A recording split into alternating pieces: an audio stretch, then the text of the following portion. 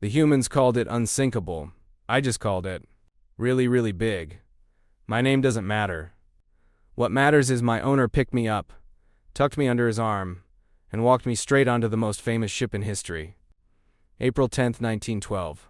Southampton. The air smelled like salt, coal smoke, and something called destiny. There were other dogs on board too. A Pomeranian, a French bulldog. We nodded at each other like professionals. Our room was first class. I didn't know what that meant, but the bed was soft, very soft. I explored every inch of that ship. The kitchen smelled like heaven. I made it my mission. The kitchen staff were not as welcoming as I hoped. But one cook, a young Irish boy, always slipped me something. The ocean was massive. I'd never seen anything like it. It went on forever in every direction. My owner took me for walks on the deck every morning. The rich people smiled at me. I accepted this. The ship hummed beneath my paws. 4 engines, all working, all powerful. I could feel it through the deck. Day 2. The sea was calm, almost too calm. I found a friend, a little girl in 3rd class who snuck up to the deck when no one was looking. She called me lucky. I didn't argue. She told me about her family, going to America, starting over. Her eyes were full of hope. I licked her face. That's dog for, I hope. It works out for you. My owner spent his evenings in the smoking room with other men in suits. I waited by the door. The dining room was something else. Crystal, candles, and the smell. Oh, the smell. April 12th. Smooth sailing. Everyone was laughing, dancing, celebrating being alive. I didn't know we were 2 days away from the worst night in ocean history. April 13th. My nose caught something. A cold I hadn't smelled before. Sharp, like winter. In metal, I paced the cabin that night. My owner told me to settle down. I couldn't. Something was coming. I could feel it the way dogs always feel things before humans ever do. I finally fell asleep, paws twitching, dreaming of open fields. And then April 14th, 1912, 11:40 p.m., a sound, not loud, more like a long scrape, like God dragging a nail across the hole. Then silence again. The engine changed. Something was wrong. My owner put on his coat and went out. I followed. No one stops a dog in a crisis. On deck ice. Chunks of it scattered across the boards like someone had thrown a drink. People were laughing at the ice, kicking it around. They didn't understand yet. Then the angle changed. Slowly. So slowly you almost didn't notice. I noticed. Crew members started running. Their faces had changed. That's when the passengers understood. The word moved through the ship like fire. We're sinking. My owner grabbed me, held me tight. Tighter than ever before. The lifeboats. They were lowering the lifeboats. Women and children first. That's what they were shouting. Dogs weren't mentioned. My owner pushed toward a lifeboat. He was holding me under one arm, pushing with the other. I heard the little girl, somewhere in the crowd below. 3rd class. They weren't letting 3rd class up. I made a decision. A very dog decision. I jumped down, into the crowd, against everything. The ship groaned. A sound I'll never forget. Metal crying out. I found a stairwell. 3rd class was below. I went down. Water. Cold black water at the bottom of the stairs. The little girl. I couldn't find her. The crowd was impossible. I called out. The way dogs do. She didn't come. The water was at my chest. I had to make another decision. I turned around. I swam back up. Back on deck, the world had changed completely in minutes. Half the lifeboats were already gone. The other half were chaos. I looked for my owner. Gone. The crowd had separated us completely. The boat was going under. I could see it. The water swallowing the front of the ship. People were sliding, grabbing at railings. The angle was impossible now. A man grabbed a life ring and threw it into the water. He jumped after it. There was one lifeboat left. Barely. Dangling. Crooked. I ran. Claws scraping the wood. Sliding. Almost falling. A crew member was cutting the rope. The last boat was going down. I jumped. Cold. The most cold I have ever felt. The ocean took me like a hand. I paddled. Every dog knows how to paddle. I told myself this over and over. The lifeboat. I could see it. 20 feet away. 20 very cold feet. A woman in the lifeboat screamed. She thought I was something else in the dark. Then she saw my ears, my terrible, floppy, soaking wet ears. She reached over the side. She grabbed me by the scruff. She pulled me in. I landed in the bottom of the boat in a heap. I shook off. Immediately.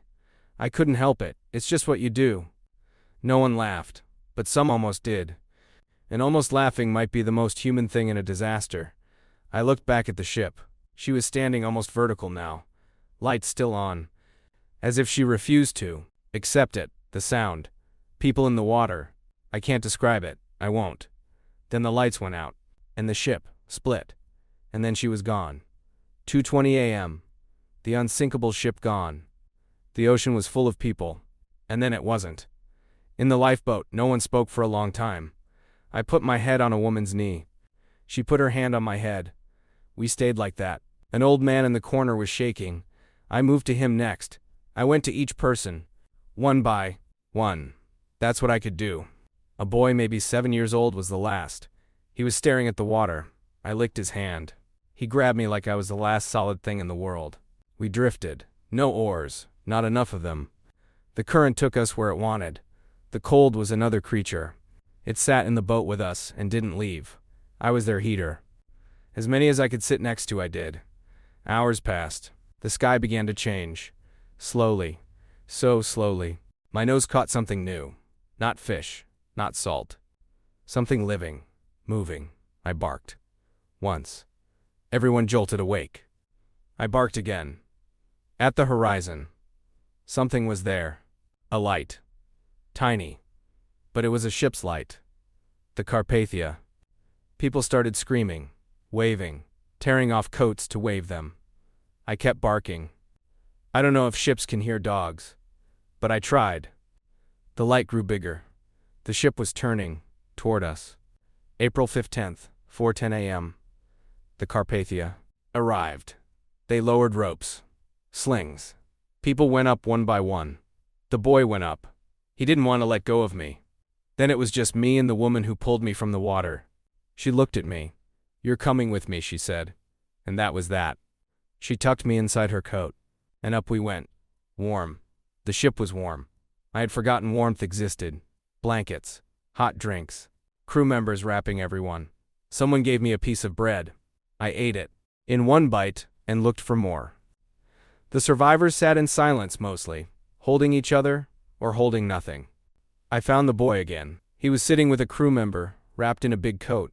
He held me for a very long time. I let him. I thought about the little girl from 3rd class. I never saw her again. I thought about my owner. His face. His coat. The way he held me on the dock. I don't know what happened to him. Dogs live in the not knowing. More than humans do. The Carpathia sailed for New York. 4 days. I became the ship's dog for those 4 days. Everyone needed something. I tried to be it. An old man taught me to sit up and beg. I already knew, but I pretended to learn. It made him smile. A woman painted a little picture of me in her journal. She said I was the only good thing on the water. The ocean looked different in daylight, less like a monster, more like what it always was, just water. But I stayed away from the railings at night. On the 3rd night, I dreamed of the Titanic, of the lights going out. I woke up barking. Several survivors woke too. We sat in the dark together. No one was angry. They understood. They're people. Those were the good cries. Some faces didn't find anyone. Those were the other kind. The woman who saved me carried me off the ship. Reporters everywhere. Cameras. People shouting questions. Someone pointed a camera at me. I looked directly into it. The headline the next day: Titanic dog survives. I've had worse titles. She had a home in Manhattan. A small apartment. Perfect. A real bed. Not a ship bunk.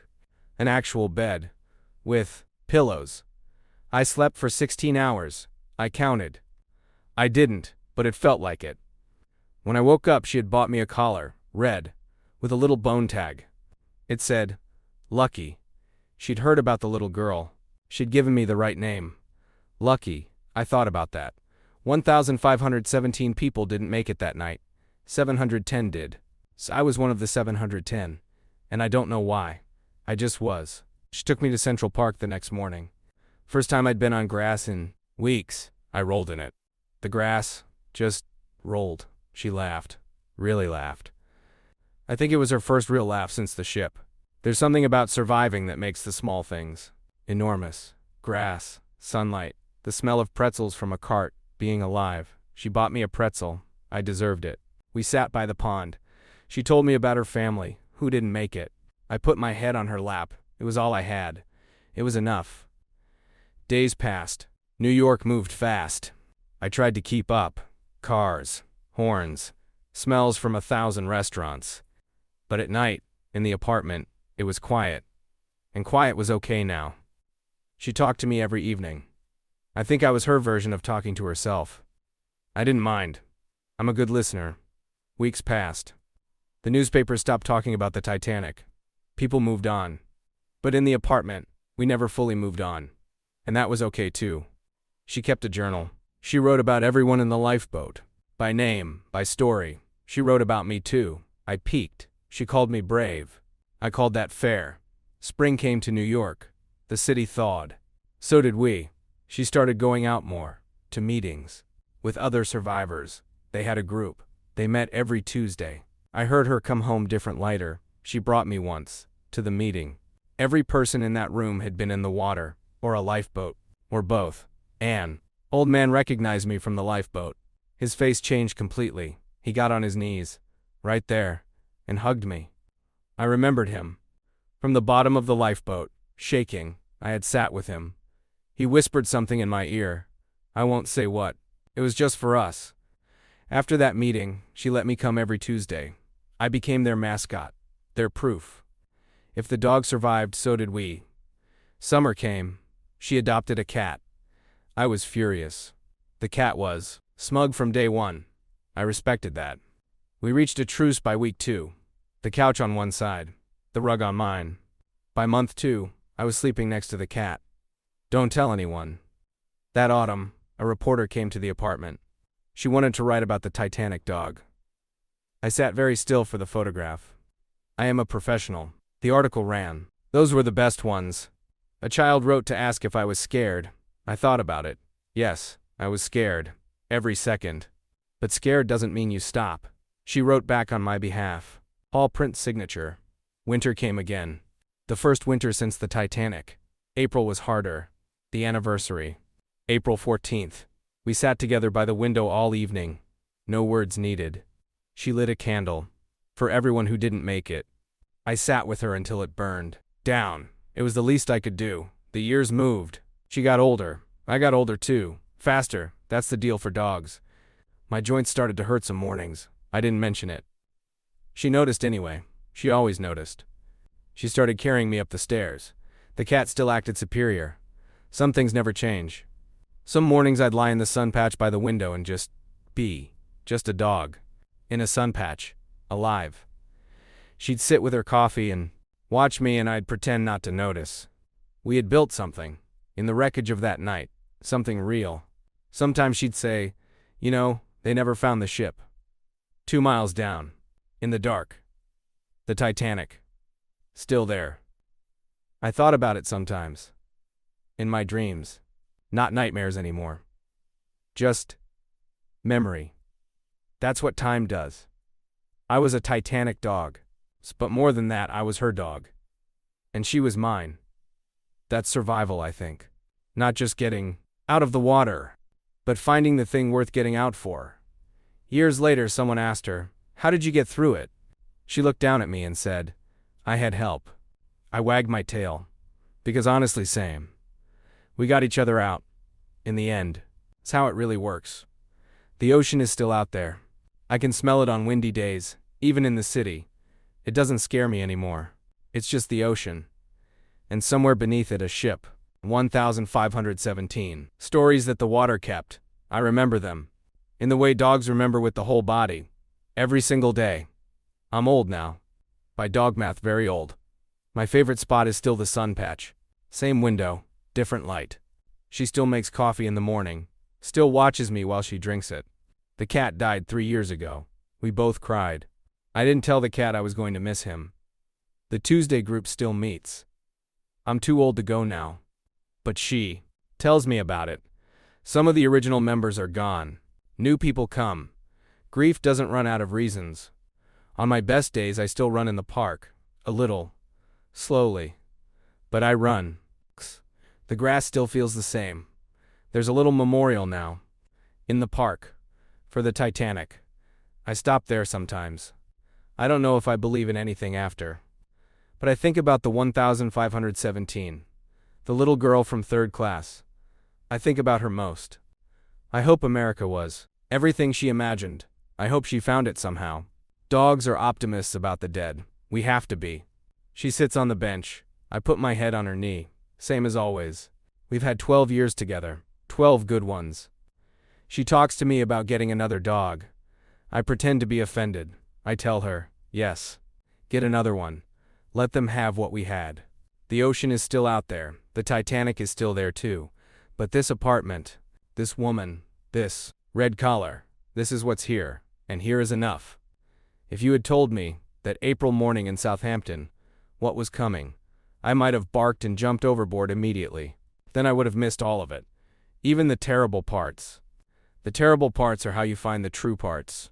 I was a dog on the Titanic. I jumped into the ocean. I paddled. I was pulled in. And I lived. Not because I was special. Because I was lucky. And stubborn. And I had someone worth paddling toward. Lucky. That's what they called me. I think they got it right. The ocean took so much that night. But it didn't take me. And every single morning I wake up, that's still the most extraordinary thing I know.